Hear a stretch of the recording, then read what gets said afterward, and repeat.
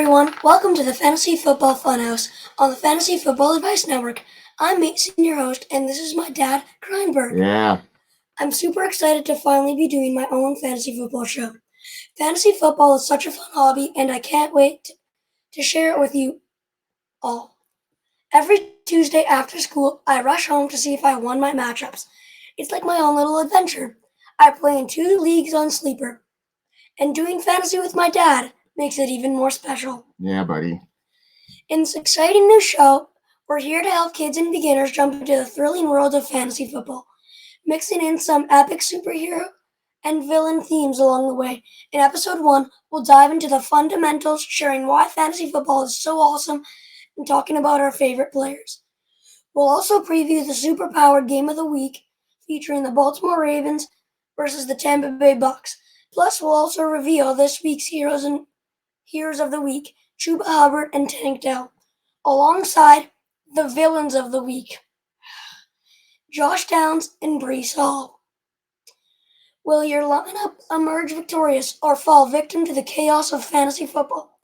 Let's get this party started! Let's go.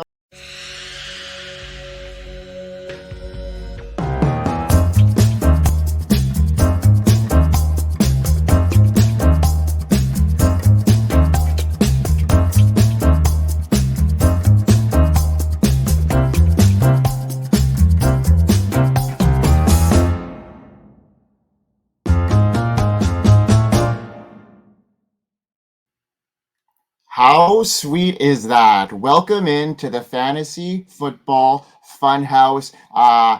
Thanks to Dukes from the Undroppables for our awesome Fantasy Football Funhouse logo, and a special thanks to Dev, also from the Undroppables, for the killer overlays, the avatars, and our awesome intro video. We're really excited to bring fantasy football and beginners and kids involved into this awesome game that we call fantasy football. Now, let's get into the fundamentals of fantasy football, where each week we break down the key concepts and aspects of this exciting game.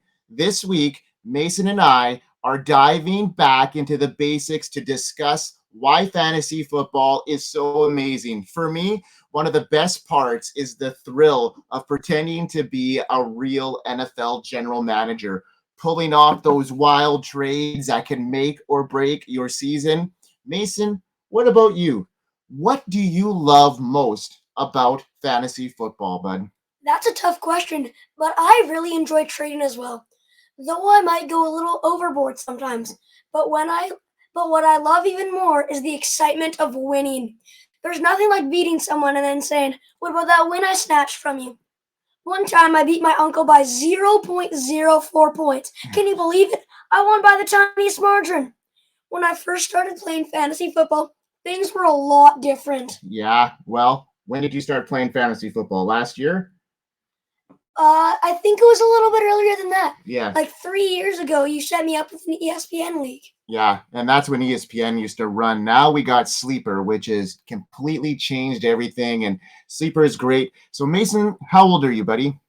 I'm 10 years old. 10 years old and been playing fantasy football for a while. That's pretty cool. So what got you interested in this awesome world we call fantasy football? It was really you. You, my uncle, and a few others had an ESPN fantasy app, and I remember you guys doing your drafts every year. I was so curious about what you were doing. Eventually, you set me up in a league, and I fell in love right away. Well, speaking of your favorites, I have a lot of favorites. One of my favorite players right now has to be Malik Neighbors. He's that young rookie for the New York Giants. I see so much potential in him. When he catches the ball and he could just make guys miss in open space. That's what they call those 2 catches he made in that game. That was incredible. Yeah, he's a really big talent. He's my number one guy I love to have on my roster, knowing that he's a young guy that has come into the league, had a concussion, and it looks like he's coming back this week, and Daniel Jones and the Giants are really going to need him. Mason. Can't argue with that. Yeah, what about you? Who is your favorite, well, let me guess, fantasy football player? I think it's gotten written all over you, yeah. CeeDee Lamb. My favorite player is CeeDee Lamb. He's super cool and gets a ton of targets. Hey, wait, what's a target? It's when the quarterback throws you the ball, not knowing if you're going to catch it or not. Ah, okay. So go on. It's like if a target is when somebody gets thrown to the ball. So it's not just a reception. It's anytime the ball is thrown to that receiver. I gotcha. Okay, so keep on going. CeeDee Lamb, super cool, gets a lot of targets. You snagged him in a dynasty league? Yeah, I snagged him in my first ever sleeper league, and it was at the 4th pick last year. Talk about a steal. I was going first overall. Cool. Okay, and he's just not your average wide receiver. He's got that magnetic superpowers that make him the must-have in any fantasy football league. He was drafted in the 4th round, the 4th pick last year, you said, and now he's become a game changer. He's catapulting to the top of the charts. In 2023, he led the league in targets and finished as the wide receiver 1 in PPR leagues. He shattered franchise records in receiving yards and receptions. So Mason, that's a pretty good assessment on your favorite player. Now, if you were to compare him to maybe a superhero, if you will, which one would that be? I think I'd have to go with Magneto. Why? Who draws metal to him effortlessly. It's like Lamb, who attracts targets like no other, which each season he's showcased a consistency that rivals even the strongest superheroes, steadily improving and smashing his own career highs. What makes Lamb super special is his pivotal role in the Dallas Cowboys offense. As the lead X receiver, he is the primary target, but he also works on the outside and in the inside. So that means he plays not only in the outside part of the game, he plays in the inside. So he plays slot receiver as well. So he's able to get targets all over the field. What about his quarterback? Well, yeah, his quarterback, Dak Prescott, an elite quarterback throwing him passes. Lamb has the ultimate sidekick in his fantasy journey. Plus his contract extension on the Cowboys' high pass rate create the perfect environment for him to thrive. Facing little competition for targets, CeeDee Lamb has the powers to elevate your fantasy team from ordinary to extraordinary. In a league where every point counts, he's the superhero you need to secure your victory. No kidding. And he definitely helped your fantasy team win a lot of games last year. And yeah, definitely. Hopefully this year he can get that magic back in the second half here, because they haven't looked the same. But, there's a lot of wide receivers emerging, and things are going good. This has been a lot of fun. And you know what's a lot of fun is going on the Fantasy Sports Advice Network website and hanging out with the awesome community there. And this is where you'll find. We are here. FantasySportsAdvice.com, offering the best fantasy sports social media platform. Why join endless Discord communities or the trolls of Reddit?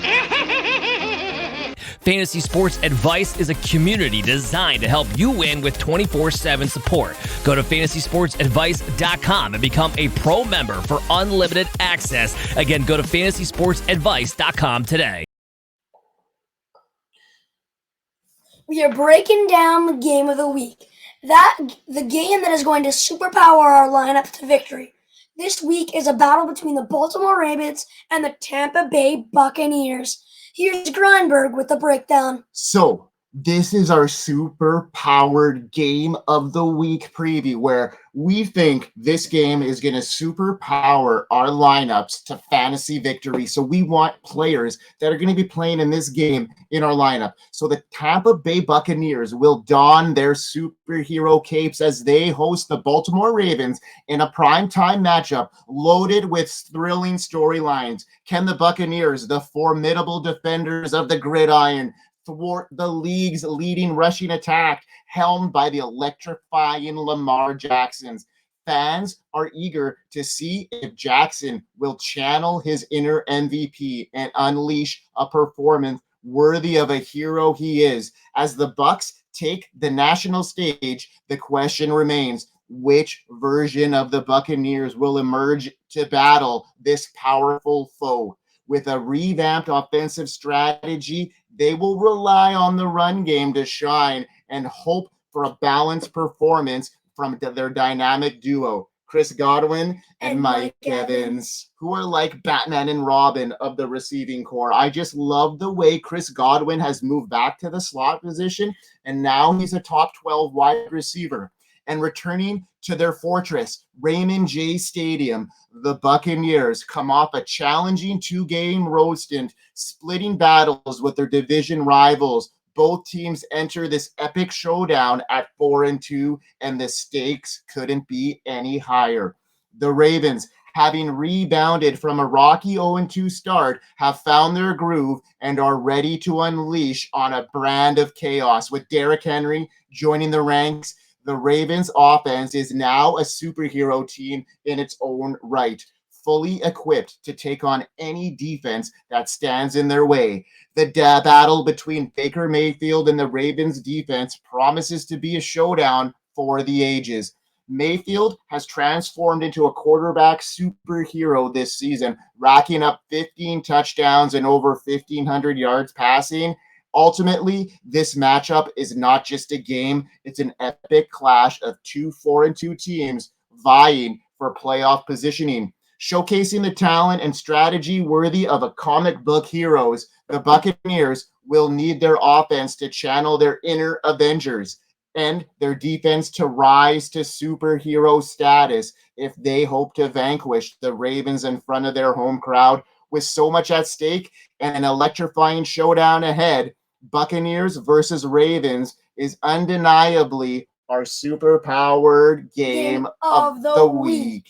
Now, Mason, it's time for our next segment, which is a pretty fun one here. We're going to get into our heroes and villains of the week. And what that means, folks, is we're going to give you each a person that we think is going to be our hero. So somebody we want in our lineup. So kind of like our start of the week. So our hero of the week, if you will. And then we're going to give a guy that may be tormenting our fantasy football teams this week. Do not start these guys if you have a choice. All right, so let's get into it, Mason. Let's start us off with your hero of the week. Now, who's your hero of the week, bud? Mine is Chuba Hubbard. Chuba Hubbard is he's a different breed. In the epic showdown of Week 7, Chuba Hubbard is ready to don his superhero cape as the Carolina Panthers' fearless champion against the Washington Commanders. Last week, even without crossing the goal line, he showcased his heroic prowess by racking up over 100 all-purpose yards against the formidable Falcons defense. With 92 rushing yards on 18 carries and 5 catches for 11 yards, Hubbard is proving he's no more sidekick in the fantasy football universe. He's a true contender ready to take on any foe. Nice, Mason. I think Chuba Hubbard is destined for a great week 2. He's the undisputed number 1 running back for the Panthers. Hubbard has taken charge, commanding 18 of the team's 21 rushing attempts last week. So that's great. He's getting a lot of run there. This proves that the coaching staff sees him as their go-to hero. And in a fight against the Commanders, with the Washington struggling to contain running backs, I think the stage is set for Hubbard to unleash his full potential. While whispers of challenges may linger, like the ability to evade tackles and looming return of Jonathan Brooks, Hubbard's current situation is making him a must start and ready to electrify your fantasy lineup. So Mason, I love that pick. I love your situation there. Now, my start of the week here, my hero, if you will, is in this epic saga that Week 7 is going to bring us. Tank Dell has emerged as my superhero of the week that the Texans desperately need, especially with Nico Collins sidelined due to injury. Remember that was not good. You know, Nico Collins was a really big force. What are your thoughts on that injury?